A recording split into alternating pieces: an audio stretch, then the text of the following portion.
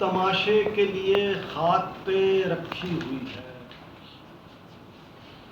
عمر تو قریۂ افلاک پہ رکھی ہوئی ہے، ایک تماشے کے لیے خاک پہ رکھی ہوئی ہے، عمر تو قریۂ افلاک پہ رکھی ہوئی ہے، وہ رفاقت کا جنون خیز سفر ختم ہوا، اب جدائی دل سچاٹ پہ رکھی ہوئی ہے، وہ رفاقت کا جنون خیز سفر ختم ہوا، اب جدائی دل سچاٹ پہ رکھی ہوئی ہے، جس کے اندر کئی طوفان چھپے بیٹھے ہیں، گھر کی بنیاد اسی خاک پہ رکھی ہوئی ہے، جس کے اندر کئی طوفان چھپے بیٹھے ہیں، گھر کی بنیاد اسی خاک پہ رکھی ہوئی ہے، سب کو احساس کہاں عالم تنہائی کا، یہ وہ دولت ہے جو ادراک پہ رکھی ہوئی ہے، سب کو احساس کہاں عالم تنہائی کا، یہ وہ دولت ہے جو ادراک پہ رکھی ہوئی ہے، وقت ہر گام خد و خال بدل دیتا ہے، وقت ہر گام خد و خال بدل دیتا ہے، کیا میری خاک کبھی چاک پہ رکھی ہوئی ہے، کیا میری خاک کبھی چاک پہ رکھی ہوئی ہے جدائی کی تھکن سے بھی اداسی رخ پر، وقت کی گرد بھی پوشاک پہ رکھی ہوئی ہے، جسم سے روح نکل جائے گی ایک دن ناصر، زندگی لمحہ صفاک پہ رکھی ہوئی ہے، ایک تماشے کے لیے خاک پہ رکھی ہوئی ہے، عمر تو قریۂ افلاک پہ رکھی ہوئی ہے۔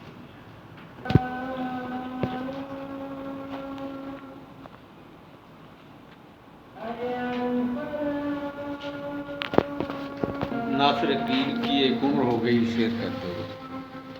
اور وہ چابک دستی اور وہ فنکاری جو اس عمر کے شعر کے سفر میں گزارنے کے بعد آنی چاہیے وہ نظر آتی ہے اس غزل کے اندر،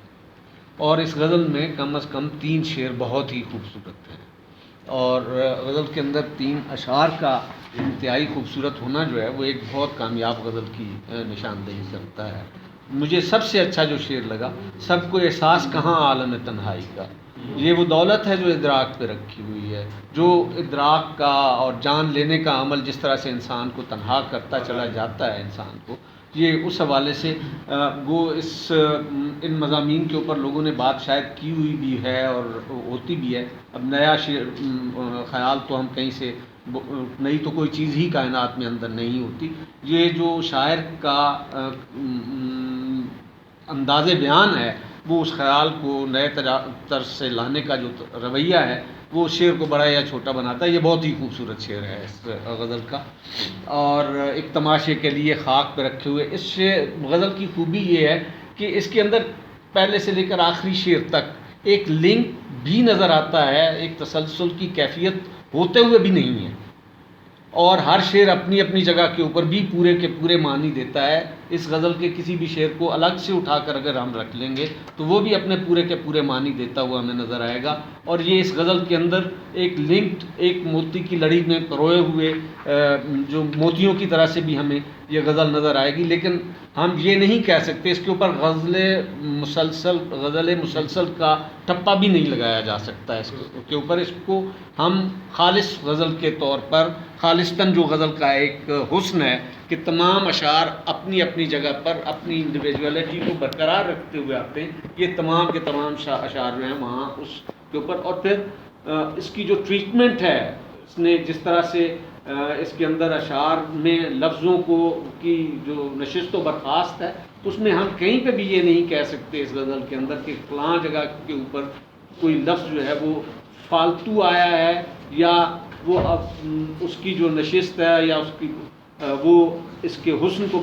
جو ہے وہ مصرع سازی بڑی خوبصورتی سے کی گئی ہے، اور جو ایک عقلی تسلسل ہے، جو اس کے اندر معنویت ہے، اس کو بھی برقرار رکھتے ہوئے ایک شعر جو اس کا ہے جس کے اندر کئی طوفان چھپے بیٹھے ہیں، گھر کی بنیاد اسی خاک پہ رکھی گئی ہے، یہ مجھے ایک شعر کے جہاں بھونچال بنیاد فضیل و در میں رہتے ہیں، ہمارا حوصلہ دیکھو ہم ایسے گھر میں رہتے ہیں، اس کی طرف خیال جاتا ہوا نظر آتا ہے. اس کی طرف اگر تھوڑا سا دیکھ لیں عقیل صاحب تو بڑی کرتا ہے.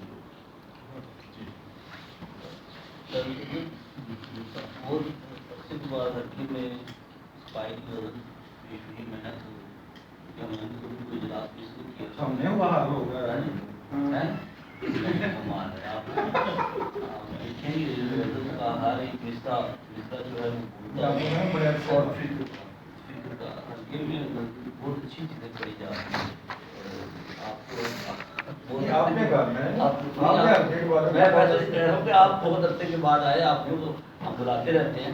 لیکن یہ ہے کہ ایک سوچتی ہوئی نظر زندگی کے ایک بڑے کینوس پر، ایک بڑے تناظر میں دکھتی ہوئی، ہر مصرع اور ہر جو شعر ہے وہ زندگی کے ایک بڑے سپین پر، یعنی آپ کو ایک زندگی کا ایک نیا اینگل جو ہے، کوئی بھی اینگل، کبھی تنہائی کا ہے، کبھی رفاقت کا ہے، کبھی کریا اخلاق کا ہے، تماشے کے لیے خاک پہ رکھی ہوئی ہے زندگی، یعنی کہ تماشے کے